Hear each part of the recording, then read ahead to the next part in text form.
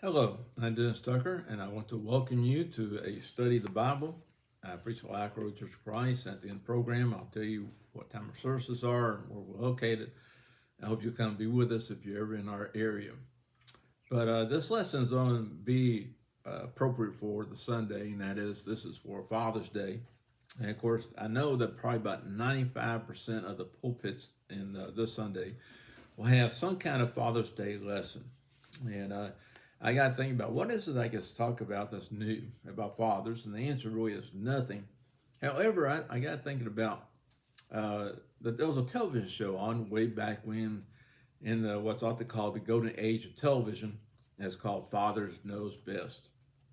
Robert Young was the father during the time of shows like Leave the Beaver and Ozzie and Harriet and other family type shows where the fathers were portrayed in a positive light, which is very seldom done today. And I got thinking about how can this generation actually relate to that. And I got thinking about another show that was called Boy Meets World. And in Boy Meets World, you had Mr. Feeney. And Mr. Feeney was the main character's backyard neighbor, and also I think principal or school teacher. And he was kind of like the voice of wisdom. He was a sensei, and they were the little Padawans, if you would. And I got thinking about the whole fact of that fatherhood is a time that you're limited as far as your influence over your children, just as moms. A lot of things I'm going to say in this lesson are pertain also to women, not just fathers. But a couple of statistics I would give you to start the lesson that is really eye-opening. And one of those is by the time your child reaches 12 years of age, you will spend about 75% of your time, cumulative time you'll ever spend with your children in those first 12 years. After that, your time decreases. By the age of 18, you will have spent basically 9% of the time you'll ever spend with your child is in those first 18 years, which is really eye-opening when you stop thinking about it. But that does make sense. That is, they go off to college, they go off to school, they get married, they have their home families, and your time of being with them is limited, therefore.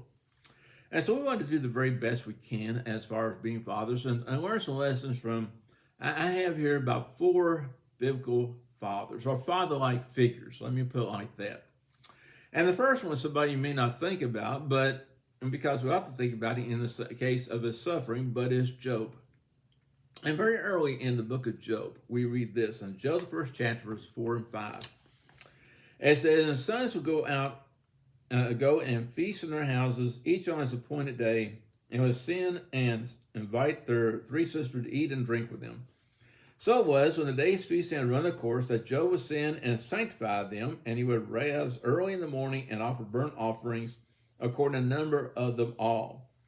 For Job said, it may be that my sons have sinned and cursed God in their hearts. Thus Job did regularly." And look at this here, and one of the things I see is Job is providing spiritual leadership. Now again, honestly, there are limitations as far as when your children get married, when they move out of the house, as they grow up, your limitations grow as far as what you could do with your children, and they're going to be eventually on their own. They're going to make their own choices. But in Job, we see this spiritual concern for their souls. And what Job is doing is he's showing that he wanted his children, he was concerned about their spiritual well-being. Now, admittedly, Job lived in the days of the patriarchal age. Most people date his time basically as being contemporary of Abraham. And during the patriarchal age, you had the fathers who were the head of the families, and they were not only the head of families, but they were the ones that God spoke to. God spoke directly to the fathers during the patriarchal age. And we see that with Adam, we see that with Abel, we see that with Cain, and going on with Noah, that God spoke directly to the heads of families. So they were, in essence, here we see the family priest, and that is they were offering sacrifices for their families, but also they were the family prophet. They were speaking to the families about the will of God. And so we have that going on in this time period. And we ought to think of the patriarchal age, and you see maybe charts of diagrams that show the patriarchal age and it ends, and you have the Mosaic age and it ends with the Christian age. Well, actually, the patriarchal age continued on until the Christian age, as far as God talking directly to the Gentiles that we see occasionally in the Bible. But again, what I see here is simply the spiritual emphasis over the physical. Now, a lot of times, honestly, Job in times past had done this. And it says that Job did it regularly. This was not a one-time event. It was just on Father's Day that he's showing some spiritual interest in his children. Just wasn't on birthdays, but he did regularly as far as for us. And so what he's doing, though, what I see in Job was the emphasis on the spiritual side of life. There are times as fathers that we are interested in our children's physical lives. We're interested in how they're doing physically. Let me see if I can adjust this real quick without losing everything I just done, okay? And so if you're watching this, I beg your pardon. But there are times that we are interested in our children's physical well-being. We provide them food, we give them a house to live in, we take them to a doctor when they're sick, or we're interested in our children's recreation. Maybe you want to do things with children. You want to go out and play ball with them. You want to go out and play catch with them. You want to do things with them like that. But what I see here is that Job was interested in their spiritual well-being. Now, as we look at this here, there's nothing in this passage that questions Job's children's integrity. There's nothing that said that they were ungodly people. But Job knew not to take it for granted. He knew that actually to be concerned about his children's spiritual well-being. And same thing as far as fathers today. Yes, we are going to feed them, take care of them, clothe them, but we need to be concerned about their spiritual well-being. We should want our children to go to heaven. We should be involved in helping them to go to heaven. It used to be when I would go to hospitals and I had a newborn baby and see the new parents that they're looking at their baby, I would ask this simple question. And that question is, do you want your child to go to heaven? And I never had parents say no. I mean, let's face it, any parent worth 2 cents is going to say yes.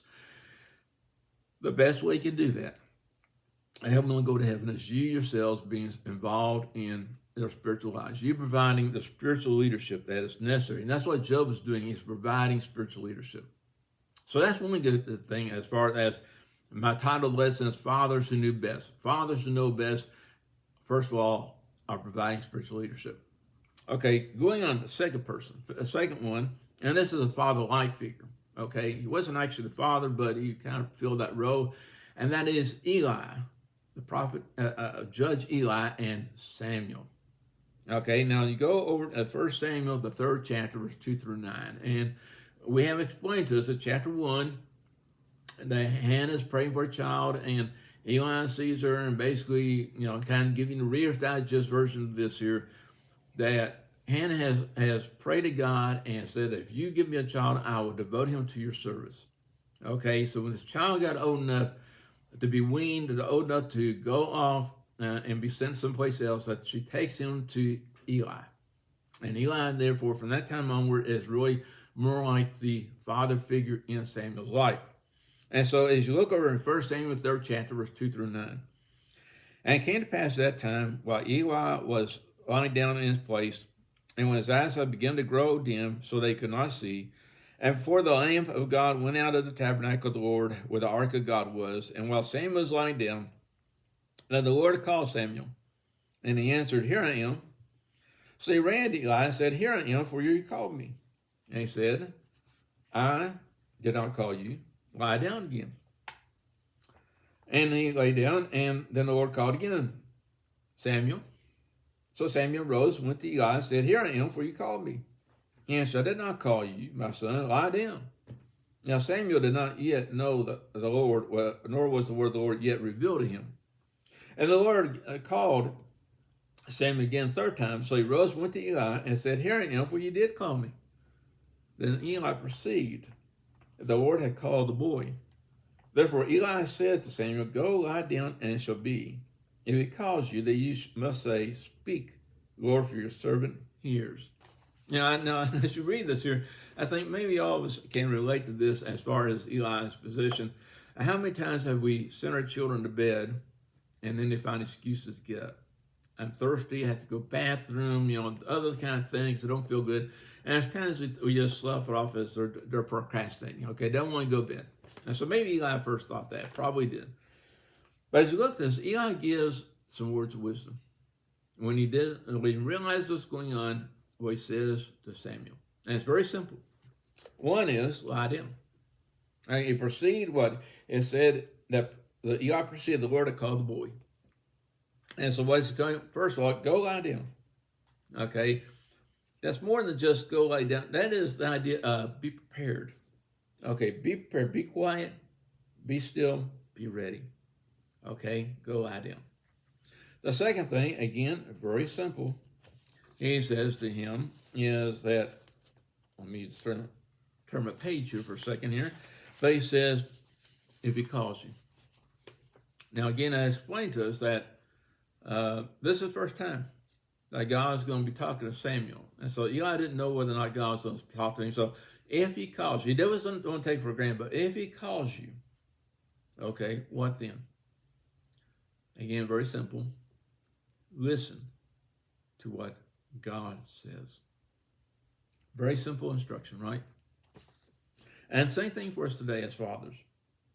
We should always be ready to instruct our children. You never know when you're going to have the opportunity, when the situation is going to rise. And so therefore, always be ready to give instruction, to talk to them. But not only that, but also to our children. Our words should be ready. Always be ready. Whatever happened in his life.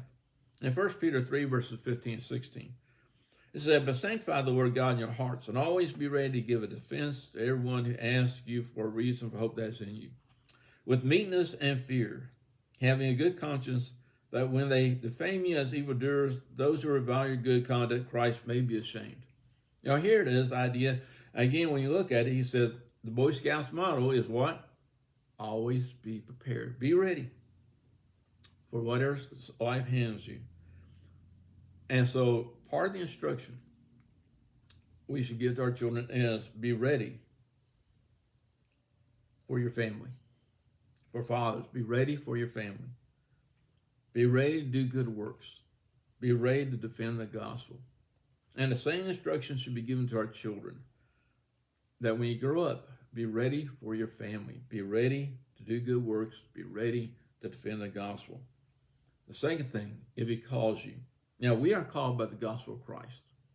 And so therefore, it's not a case we're going to be in bed and also we hear the voice from heaven saying, and so call out your name here. I'm here, and say, I'm here, God, tell me what to do. God's told us what to do in the gospel of Christ. We need to listen to what God says. We need to listen to what the Bible teaches. So be ready. If he calls you, he's going to call us by the gospel. And the third thing then is listen to what God says. Do not listen to what society says. Do not listen to what you want God to say. But listen to what God actually says. Now, as fathers, we need to know that lesson, but also we need to impart that lesson to our children. We need to tell them to listen to what God says above the television, above the popular writers in family type living, the articles and the books and the magazines and the bookstores about how to rear children today, all the new ideas about that. Be ready to look at the Bible. Be ready. Don't listen to society when they try to tell you how you rear children. You listen to God. And listen to what other people say also, as far as be ready to listen to your family. And we're in James 1, verse 19. So then, my beloved brethren, let every man be swift to hear, slow to speak, slow to wrath. How many times do parents say to children, listen to me? And we know half the battle, more than half the battle, is just to get your children to listen to you. And then teach our children to listen to God is really important. So that's the second thing here, as far as another father or father figure who knew best. If he calls you, lie down, be prepared. God calls you through the gospel. Be ready to listen to what God says. The third one deals with David and Solomon. And David's kind of like his last instructions to Solomon. Over in 1 Kings, the second chapter, verse 2 through 4. I go the way of all the earth. Be strong. Therefore, improve yourself a man, and keep the charge of the Lord your God, to walk in his steps, to keep his statutes, his commandments, his judgments, and his testimonies. As is written in the law of Moses, that you may prosper in all that you do and whatever you turn. But the Lord may fulfill his word which he spoke concerning me, saying, if your sons take heed to their way, to walk before me in truth with all their heart and with all the soul, he says, you shall not like a man on the throne of Israel. And I can see the picture here. And when I read this passage, I think of most of the way that there was a point in my dad's life as his health was declining. It was obvious it was going down quickly. And I remember one time being at the house, and he was trying to give me kind of like this talk here.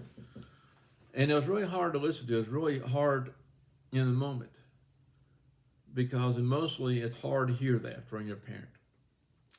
And I can see this maybe with David Solomon when he says, I'm going the way of the earth. My time here is limited. You're going to be on your own. And so what does he tell Solomon? He says, one, keep the commandments of the Lord. As it does that, he just uses a lot of the words there. Be strong and prove yourself like a man. You know, the words be strong are used in the Bible in a lot of different passages.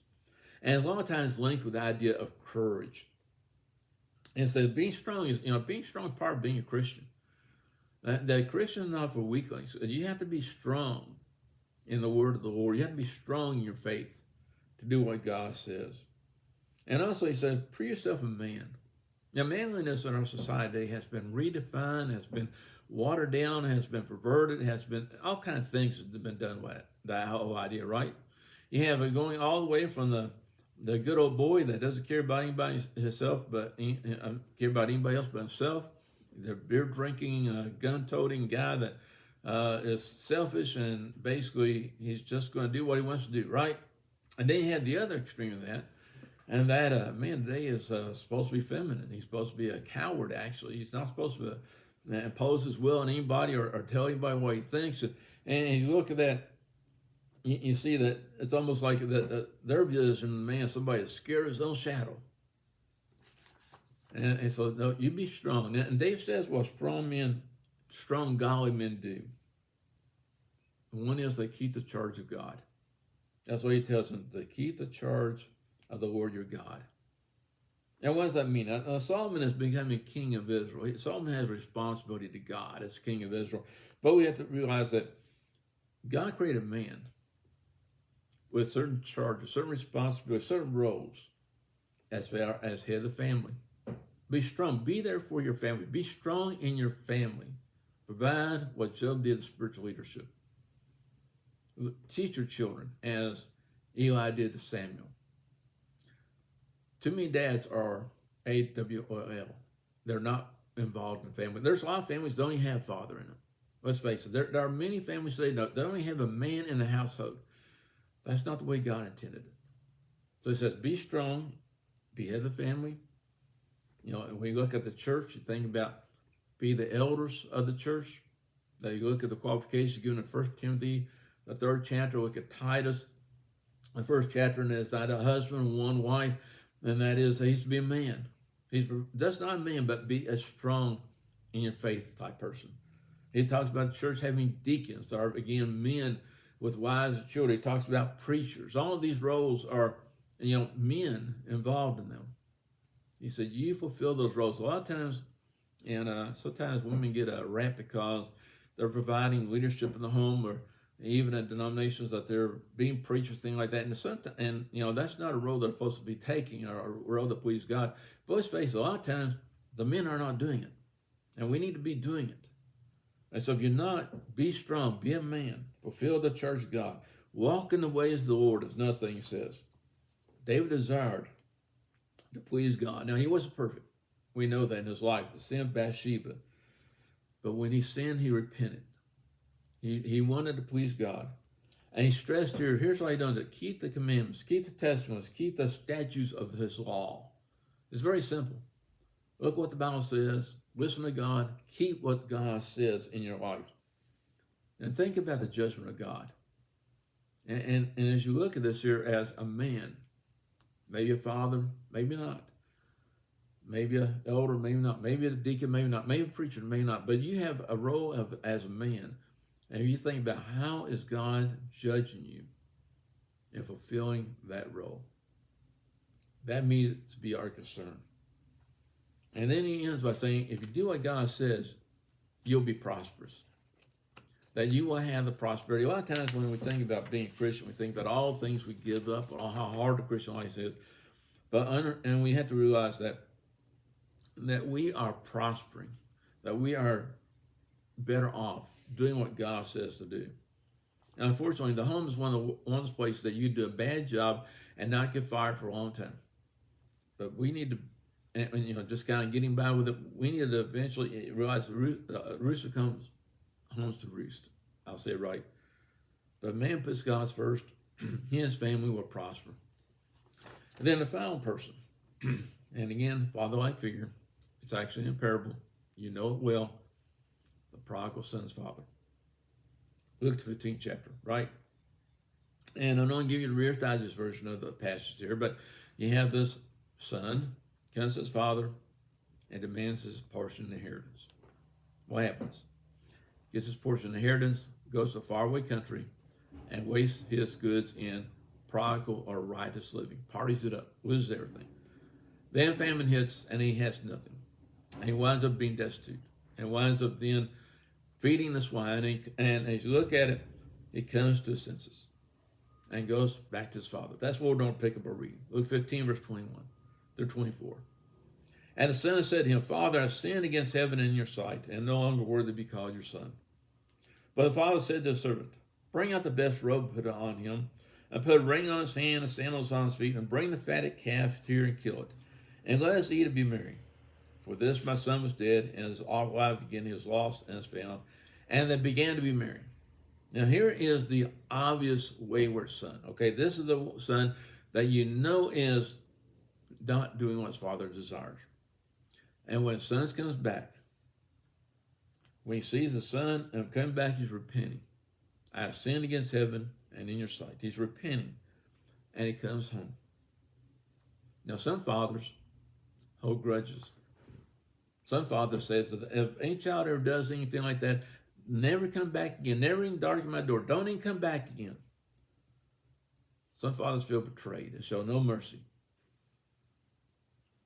We need to make sure, as this father here does, his son knew where home was. His son knew he could come back to his father's home. Now, the father's not being an enabler. I'm not saying that. Being an enabler to bad conduct, to sin in the children's life. But our children need to know that we love them.